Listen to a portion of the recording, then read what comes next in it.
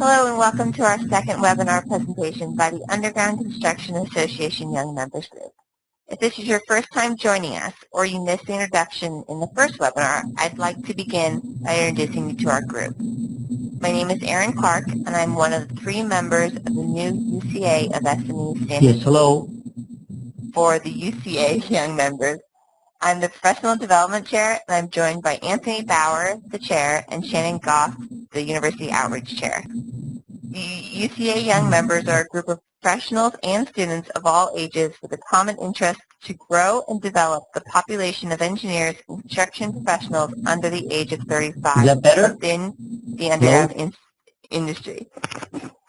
Throughout the year, you can join us for monthly webinars and stay involved in the conversation by visiting our website at community.smenet.org/UCAYM. On the website, you are able to gather more information on the group, and we encourage you to become a member of the group and of UCA of SME in order to take advantage of the many benefits the SME and UCA communities offer. At the annual RETC NAT conference, we will host a networking event for students and professionals under the age of 35. Our monthly webinars will be hosted on the last Wednesday of each month. Next month, join us on April 29th to hear 2 students from the Colorado School of Mines discuss their current research projects.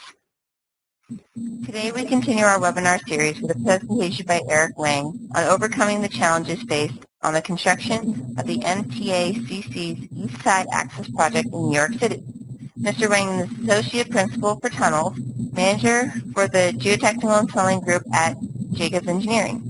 He has 26 years of design and construction experience focusing on geotechnical and tunneling engineering for transportation infrastructure projects, including 6 years with the construction contractors, 4 years with geotechnical sub-consultants, and 6 years with prime engineering consultants.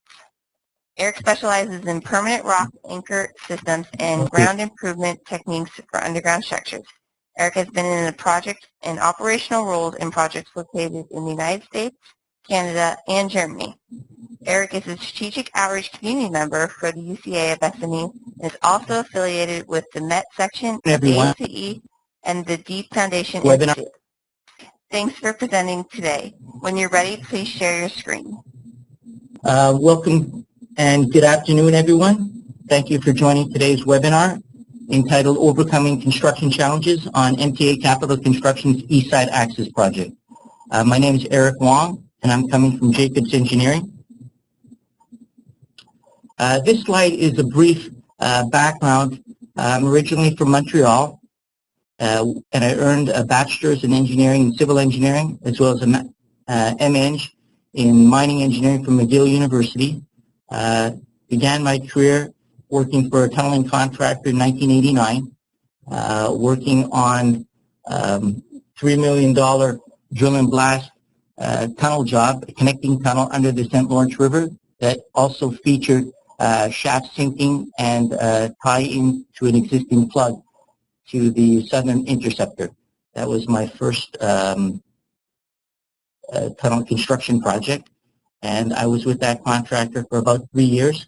In the late 1990s, things started to slow down in the underground industry, in Montreal in particular, and I relocated to New York to join the Geotech and Tunneling Division at Parsons Brinckerhoff, worked on several tunnel assignments such as New York City DEP's New Croton Aqueduct. That was a pressurization study. There was the Cumberland Gap Project, New York City Transit 63rd Street, tunnel connection, Cleveland Hilltop Interceptor, as well as another light rail project, Portland West Side Light Rail Project. After 6 years in tunnel consulting with PV, I moved to New Jersey to work for small geotech consultant, primarily retaining walls and foundations. Was in New Jersey for through to about 2000. And then in 2000, I joined another prime engineering consultant working primarily on bridge projects in New York City. And then in 2008, after 17 years of design, I returned to underground contracting with Judd Love Contracting, working on the East Side Access Project, which is the subject of our webinar today. Since 2011, I've been with Jacobs Engineering, based out of New York. Okay, just a little brief rundown on how I got started in tunneling business. My father was bridge structural engineer for CP Rail and encouraged me to pursue undergraduate degree in civil engineering.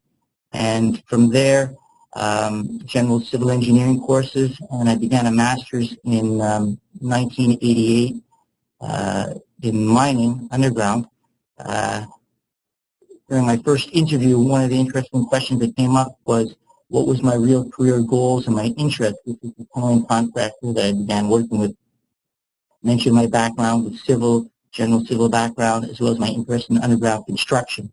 And so there was a connection since he had previously been working for Atlas Construction. He was a tunneling veteran, working on a lot of global mega projects, overseas assignments. Okay, let's go right into our project, our discussion today. This is this map gives a little background on the purpose of the project.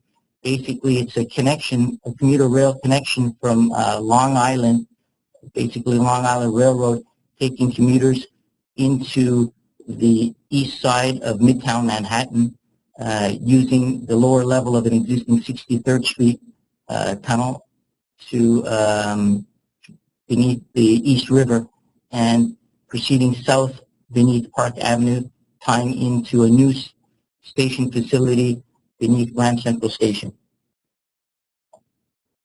Okay, some of the key features on the project. This is a very complex underground project that involved 8 TBM running tunnels, 10 wide cavern bifurcations, as well as twin main station caverns, 1,200 linear feet, 60 feet wide by 60 to 65 feet high.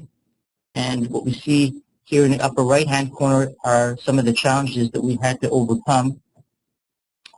The shallow cover under subway crossings, existing subway crossings, and we'll go into some of the challenges that included multiple TBM backup and relaunches, as well as mucking from the heading in Midtown Manhattan out of a mucking shaft located 3 to 4 miles away in Long Island City, Queens.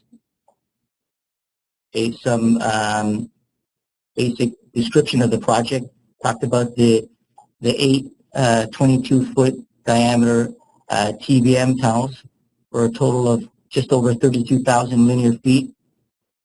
Cover range from a minimum of 45 to 140 foot depth. So some of the key dates on the project. It actually involved 2 contracts. The first contract was running tunnel, CM009 Manhattan Running Tunnel. The notice to proceed was June 2006. And the first TBM, the Selly TBM, was launched September of 07, the eastbound drive, and it was followed a few months later with the main being Robbins TBM in the westbound tunnel. There was the notice to proceed a year later, May 2008, for the cavern structures. And substantial completion was June 2013. Basically, my role was twofold. Geotech engineering manager for Judlow, that involved working on as a design liaison between the GEC, the PMCM, our various design subconsultants, and also providing technical oversight, in particular for the excavation initial support design. Then in the latter half of my stint, I was involved in the swing shift as a project engineer, overseeing specific operations including cross passage, drill and blast excavation, roadheader enlargements of the TBM tunnel, pre-support in shear zones, and the topic that we're going to discuss in more detail is the replacement of ribs for TBM backup, as well as launching and TBM relaunch using the concrete plug concept. So this isometric view just gives you an idea of the basic layout of the project. We're starting at this end of the project with assembly area, the beneath 2nd Avenue that we launched the project from. The TBMs were launched through there. Then you had,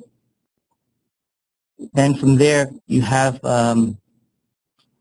upper level tunnels that connect into GCT3 cavern and lower level tunnels at GCT4, as well as the main station caverns between the two Y caverns, GCT3 and then GCT1 and 2. So just want to give you a general idea of what we had to in mind, what the scope of the work was. So our webinar is going to concentrate on 3 key challenges broken up into the expediting the relaunch of the TBMs using the concrete plug concept and why we had to do that. Some of the challenges with muck handling, muck conveyance. As I mentioned, 3 to 4 miles away, we had the mucking shaft from the heading and dealing with various types of muck, shot rock and drill and blast, as well as roadheader fines and TBM muck. And also for to permit backup of a fully assembled TBM, we're going to discuss how we overcame the rib replacement sections that had existing steel ribs. So let's begin with the relaunch of the TBM. Again, mentioned multiple TBM drives, backup and relaunching operations. What we're showing here is the, in red is the Y cavern area where we had to back up the TBMs, create a starter tunnel with a road header, and then relaunch through to the next, to the subsequent drive. And then we'll look at why that proved not to be feasible in terms of construction schedule. Looking at some of the excavation options that we had to choose from, conventional drill and blast were available, road header as well as TBM. In the area that we're going to be discussing, the blasting restrictions made it very difficult, so we had to look at alternative excavation methods. So here we're looking at the mining sequence that was used in the initial Y cavern enlargement. This is over on GCT3 eastbound. We used the road header. You can see the road header in these 3 different sections, the small, medium, and large Y cavern section. You've got the road header mining, enlarging the existing TBM tunnel.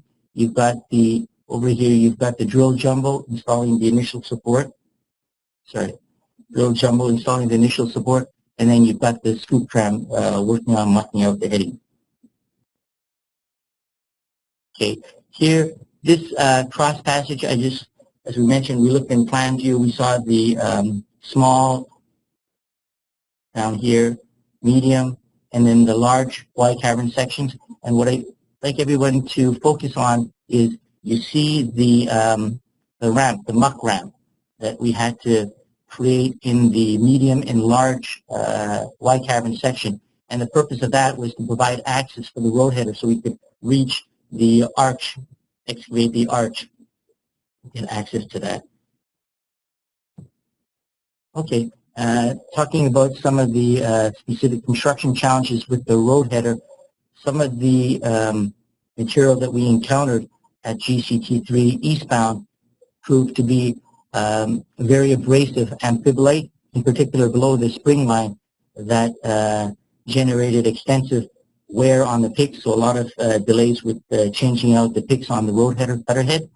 And what we ended up using, the solution we ended up resorting to resolve that is chemical expansive additives. The damite was used. We drilled holes to insert the damite so that we could essentially soften up the this hard abrasive amphibolite to facilitate road header excavation. Also very time consuming. Another consideration that we had with the road header option in developing the Y cavern is we had to create a starter tunnel in order to launch the TBM. And what that entailed was the reinforcement of the existing narrow pillar. You see this narrow pillar here? We used pre-stress through bolts number 9 Dewey dag, pre-tension to 15 tons on a 4x4 pattern. That was the stabilization method used for the pillar.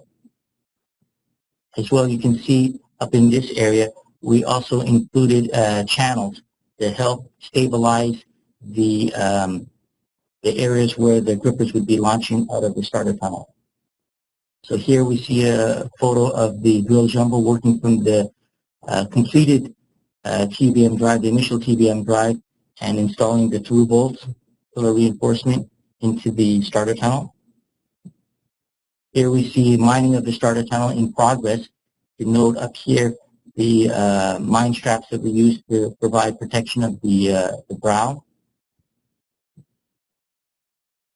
Here, another lengthy operation with the initial roadheader option was to set rail, pour a flat invert, and to set the T-band cutter head on rail-mounted dollies, backing it out of the existing tunnel drive, and then here we see it advancing into the starter tunnel. So in summary, some of the difficulties with the roadheader, you can see the extensive duration, approximately from August 08 to March 2009, approximately 7.5 months. Excavated about almost 6,000 cubic yards. Broke down into about 70% with roadheader alone, solely the roadheader, and remaining 30% needed help with the damite, as we mentioned, the harder material, the amphibolite that was encountered below the spring line. And this is a big number. The delays as well as the material cost of these excessive wear on the picks and the changing out of the picks. So based on all these considerations and the need to accelerate the construction schedule, we had several VE sessions with the GEC as well as the program management and construction management team. And some of the constraints that we talked about, we had to incorporate into any brainstorming solutions were the existing geometry that was fixed, what the ground conditions were these favorable ground conditions, or any options that we would be looking at to accelerate the relaunch, obviously the schedule. So based on these multiple discussions, these VE sessions, we the outcome was the concept of the concrete plug, which we'll talk into a little more detail. So start with the initial concrete plug, which was a cellular concrete mix with the basic objectives of really trying to optimize the concrete volume, minimize how much concrete, because this is a temporary plug, keep in mind that we have to mine out later. We already want to maximize the amount of rock excavation. You can get a lot more effective rock excavation using the TBM than obviously the very slow roadheader, and then drill and blast was not an option because of the restrictions below Grand Central. And obviously the main objective is to get on, relaunch that next TBM drive, and we looked at options that could help accelerate removal of the remaining plug within the wide cavern. So let's look in a little more detail. Here's the layout. So here what we see is the existing tunnel. That was the outer tunnel. This is heading down into the station, so you're going north to south. This is the location where the concrete plug was poured.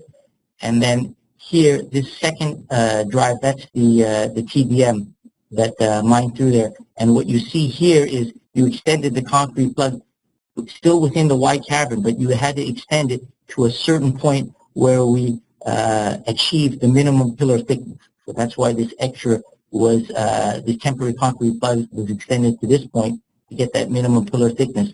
And this later, being temporary, would have to be mined out with the roadheader or various excavation options.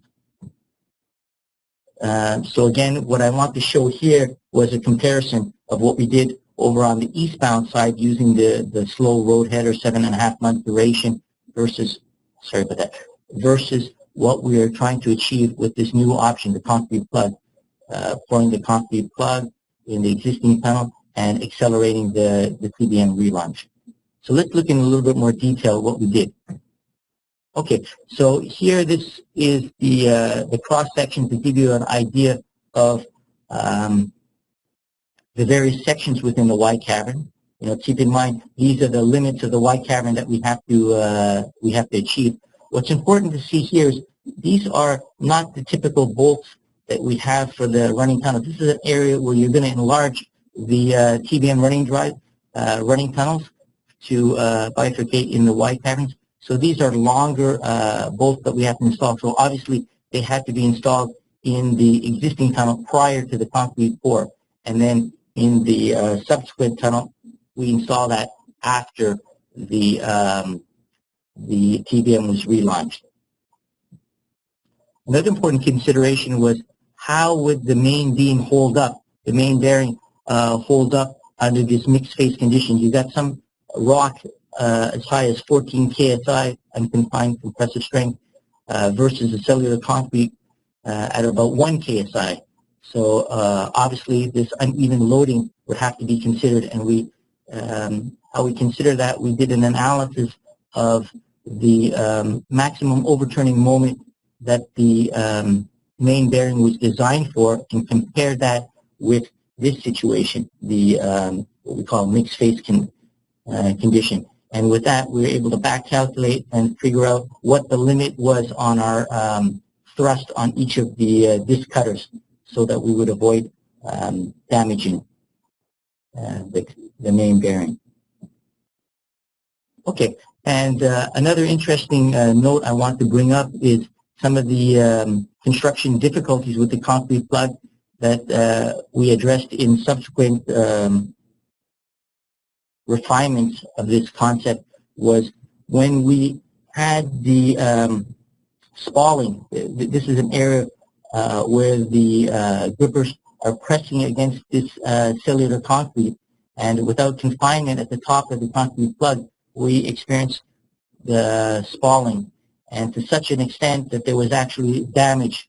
We had, I believe, 7 days of delay as we had to repair the gripper shoe that had been damaged because it was no longer supported.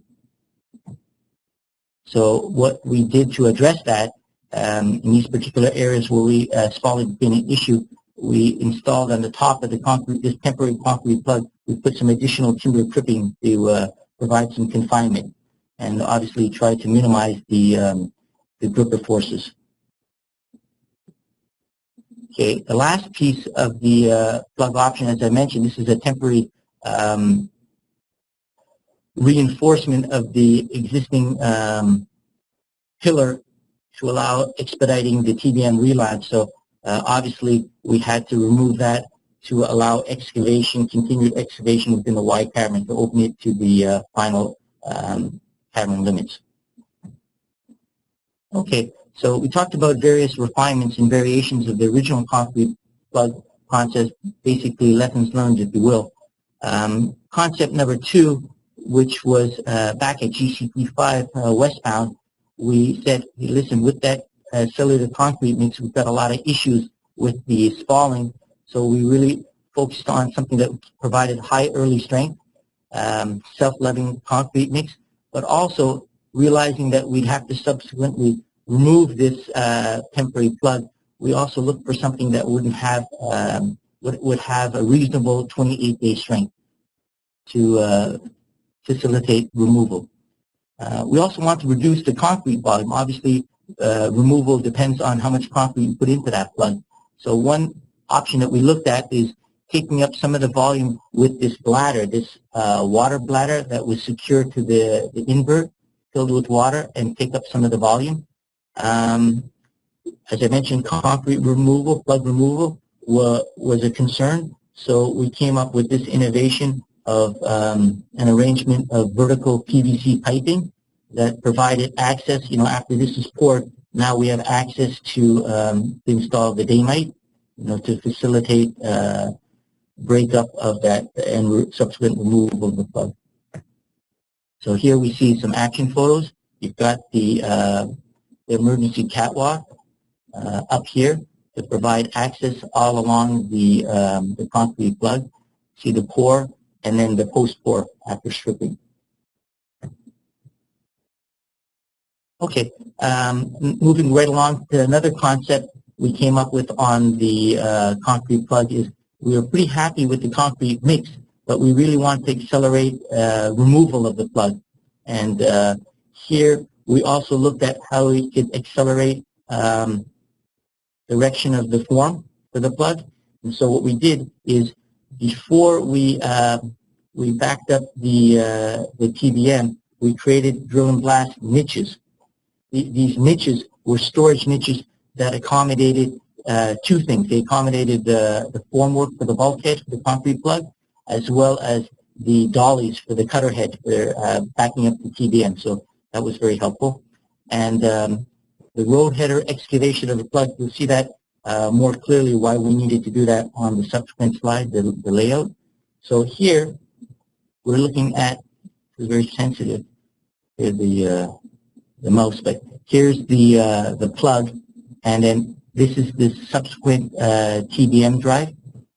And so what we are trying to do, here you see below, we're creating a ventilation bulkhead so that we can isolate and perform the roadheader excavation. Why we needed the roadheader excavation, once the TBM passed this point, we started working back here using the roadheader to mine out a little access way so we could provide access to the miners to perform drill and blast excavation of the east-west adit further on. So we didn't have to wait until this plug was completely mined out. We just used the roadheader to create a little access way here. And also, that obviously was much faster than the hole ram that we saw before. Okay, so really, this concept number 4 is our last opportunity to use the concrete plug option. It was that GCT4 crossover, and what I wanted to show here was how we used a ventilation bulkhead that was installed while we were mining. So let me go back. While we're mining here in this new tunnel, in the relaunch tunnel, and this is the area where we had the existing tunnel that was filled with the concrete plug, what we're doing is up here we're creating these partial ribs, if you will. And you got to keep in mind that as you see in this photo, this is mining through the plug. It's not uniform. The opening that you have, it starts from very small to gradually increasing, and you can see that more in detail here as you start at the end where you're starting to break out daylight out of the plug into the new tunnel. You still have that minimum pillar thickness that we talked about that gives you the limits of the plug. And what you're doing here essentially is you're using this partial rib idea to prepare a dust curtain, if you will, a cutoff wall so that you could work independently. The roadheader could work over on this side, with the protection, the ventilation bulkhead protection, and then TBM could continue mining. So actually these were installed at the back end of the TBM. So these are some of the innovations that were used to expedite the GCT4 crossover cavern, as well as launching the TBM. Okay, so let's look at what we learned from this whole exercise.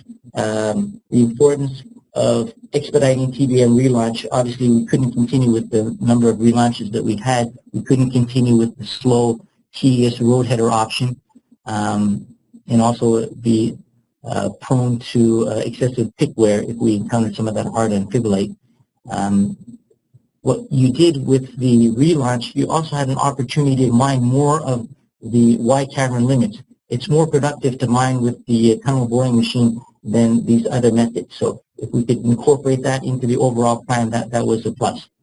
And obviously, you keep in mind this is an urban setting. This is under Park Avenue. So any reduction in drill and blast excavation is viewed favorably by the client as well as the surrounding residents. And with the plug option also, lesson that we learned from that is it's a nice flexible option. The flexibility in that concrete plug concept provided multiple options for removal as well as performing simultaneous operations. Okay, the next topic that we need to cover and is some of the challenges with the mucking. Now, here are some of the photos of the vertical belt. Keep in mind, the mucking shaft is all the way on the other side of the East River in Long Island City, Queens, out by Northern Boulevard and dumped into Sunnyside Yard. I don't have those photos here, but we really needed to overcome inefficient mucking because you had a mix of shot rock as well as roadheader fines and TBM muck. You had the logistics with the top heading of the main station cavern filled with shot rock. You had the extensive cavern dimension. Keep in mind, the original mucking scheme worked very well when we were working on CM009 contract, when you're just dealing with a linear TBM running tunnels. But as we mentioned, 2 years in 2008, we started the second contract, the caverns contract, that included shot rock, for the cavern excavation. So basically, we had to revisit that overall mucking scheme, and that's what I want to talk about. Okay, mentioned the difficulty with muck-bound top hitting. So here you see that situation. You also see the restricted headroom that you have. And I'm going to show you in some of the subsequent slides why this is a problem getting the traditional conventional muck cars up into this top heading. What were some of the constraints? So talking about the multiple excavation types, you've got active TBM drives here in red, on either side of the main station cavern. You've got road headers working at the top heading, as well as beginning at to enlarge the lower TBM tunnels. And then you've got drill and blast as well, drill and blast of the cheeks that we had to be performed. So what you're dealing with is various types of muck, not all of it conducive to the regular TBM conveyor belt. So here we see a cross-section of what we have to deal with in section AA, taken through the cavern. You have the top heading. See a lot of that shot rock here. That created difficulties. Couldn't put it on the belt. We needed to use the muck trains where it was available. And then here is the basic cross-section. You've got the road header working in the lower level, and then you had the drill and blast finishing off the top heading excavation. And here these were the available tunnels for the rail. But the difficulty with using these for mucking is the availability of these rail tunnels were limited because you're also using that to bring in material for the top heading. We had to, at the same time that these headings were being excavated in the main station cavern, we had to quickly install the arch waterproofing as well as the reinforcement. So that also took up some of the availability of the rail that we needed for the muck cars. Okay, so the solution to all this, and we talked about some of the large shot rock that we had to deal with, is using a crusher. This jaw crusher system we installed in within the future Wye cavern limits, and this allowed us to process the shot rock and allow it to be placed onto a transfer belt and incorporated into the regular TBM conveyor belt system. And here I want to show this photo of the extra 3.5-foot pit that we had to embed the crusher in so that we could accommodate the load haul dump. The load haul dump couldn't reach the feeder point. It was a little too high, so we had to depress that. And over here, what you see is some of the configurations that we had to use on the discharge conveyor belt. We had to raise that so that you could still have the vertical clearance of bringing in the man trips and using that rail. So here we see overview of the crusher as you come into the station cavern. So the initial crusher was in the top heading, the location, and then when that top heading excavation was completed, it made sense during the bench excavation to relocate that crusher downstairs so that it could facilitate processing of the shot rock from the benching excavation. Okay, so just in summary, some of the reasons that that muck trains could not be used, and we had to augment the mucking system with the crusher and the various belt configurations, is that we only had one crane over at the mucking shaft. You know, so whatever muck cars came back, they had to wait their turn. We had a tail track that could accommodate, I believe, 1 or 2 muck cars, but not much more than that. Again, limited crane availability, limited geometry, you know, to load the trains. We talked about the low headroom situation at the top heading.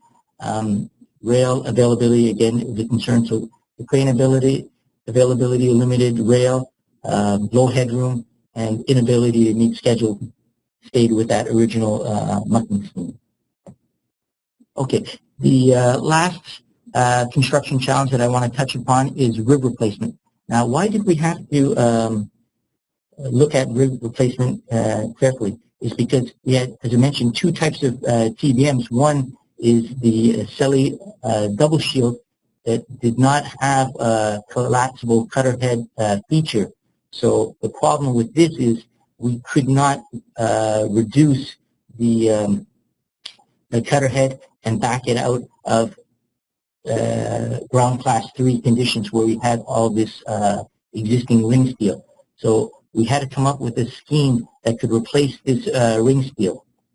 And also we had to look at ways to leapfrog the existing ring steel where we had mandatory steel sets had to be put up where we had shallow cover over subway crossings.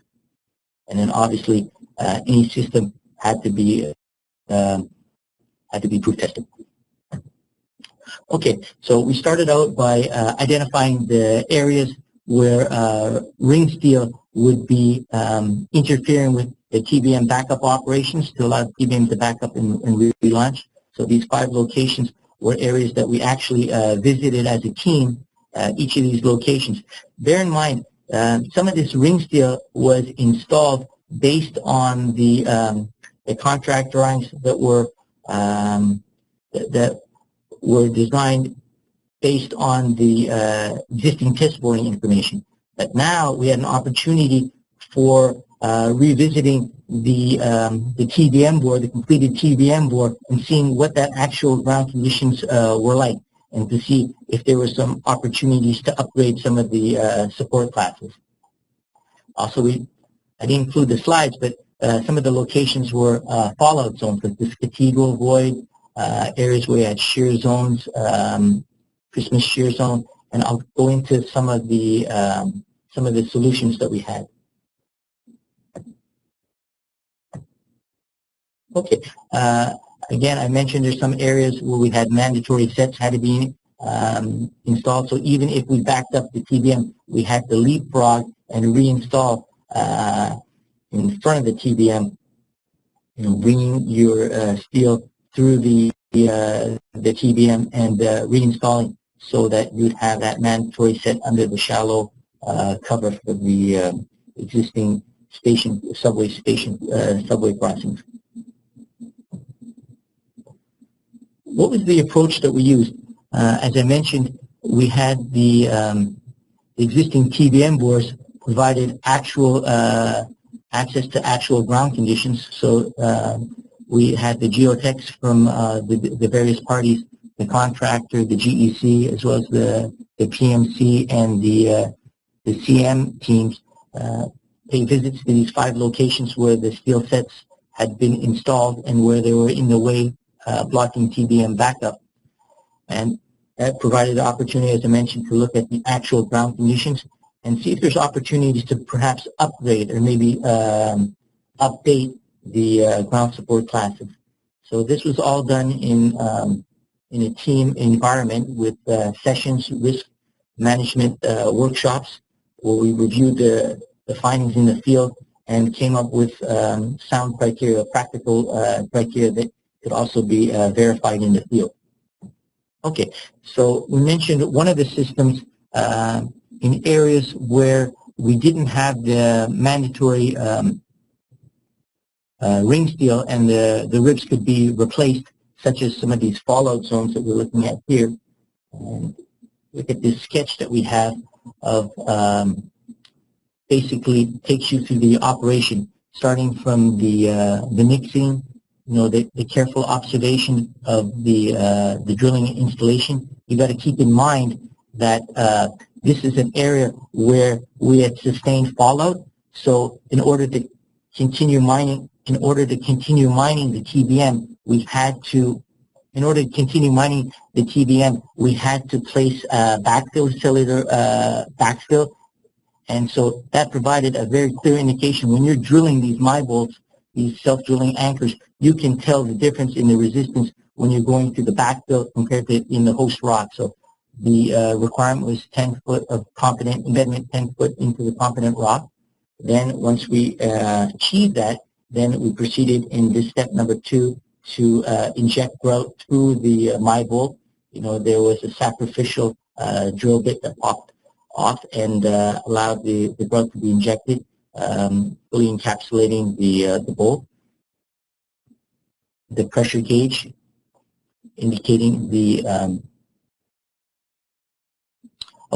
this was the pressure gauge for the testing of the bolt, and then we repeated in the subsequent pattern that was designed beforehand, and then we provided the pull testing to verify. And any anchors that failed, we subsequently had to install replacement anchors that were also pull tested to verify capacity. Okay. With that, I want to move on quickly just to touch on, I was asked to mention briefly some of the career challenges. And I guess at the beginning of your career, you're really trying to define your strengths, where your strengths and your aptitude lies, and trying to match that up with a practical career that you'd enjoy. I mentioned that in 1991, things were getting slower in Montreal. Tunneling jobs were few and far between, and so I had to adjust to relocating the family to the U.S. at that point, to New York, where I was able to so far remain for the last 20 or so years. Want to also mention this may be at different stages of your career, but you're going to have to deal with the family and work balance with your various assignments. And the other bullet point I want to make too is the importance of considering, the challenges of projects, but obviously there's some sacrifice on the family end, as there may be some relocation involved, versus working in more of an operational capacity where you're working within a group in one fixed office location, but your involvement may be on smaller scale projects, or if you're fortunate on challenging local assignments. Okay, with that, just want to wrap up and summarize that personally I've seen I've been able to enjoy the tunneling industry for the opportunities to deal with many challenges, incorporate innovation, thinking out of the box. As you saw in a couple of the case history examples, basically this isn't textbook solutions. This is using some judgment, understanding the ground conditions, understanding what we're trying to do, what we're trying to achieve, and look at opportunities to optimize. Contractors looking at time and money. Time and money are paramount. And tunneling is also a very high-tech, progressive industry. There's a lot of software tools that are now available that help us with analytical problems, talking about some of the shear zones, looking at some of the ground support, some of the spiling pre-support that could be used, and opportunities to verify that in predictive models. Also believe that this career, tunneling, why I like it, it's very team-oriented. It's relationship-based. What I mean by that is on these projects, you're working side by side with key like-minded mentors, colleagues at the same experience level, or bring other facets of their personal work experience. And what you're trying to do is bring out the potential of everyone on that team to deliver the project, to deliver outstanding quality on that project. So I believe that tunneling provides that opportunity to work in a team setting. And also global opportunities, not just what we have here domestically. There's tunneling projects around the globe that, based on the skills that you develop early on in your career and some of the network connections that you also are able to develop, you can be in line for some of these opportunities to work overseas. I thank everyone for attending and for their attention, and we're moving on to the Q&A portion. So our first question today was, what was the allowable surface settlement, and was the limit ever hit? Okay. To be honest, I was less involved with the work at the Madison Yard and some of the work with the surface penetrations. I was more involved in the rock excavation, so I wouldn't be able to answer that question accurately. We did have some monitoring of and I didn't mention it in the presentation, but we did have monitoring of the ribs, during the rib replacement, to make sure that there wasn't excessive convergence in the tunnel. But in terms of surface monitoring, I know that there was seismographs installed before we did the shot in the cavern. Seismographs were installed in the existing yard facility directly above us.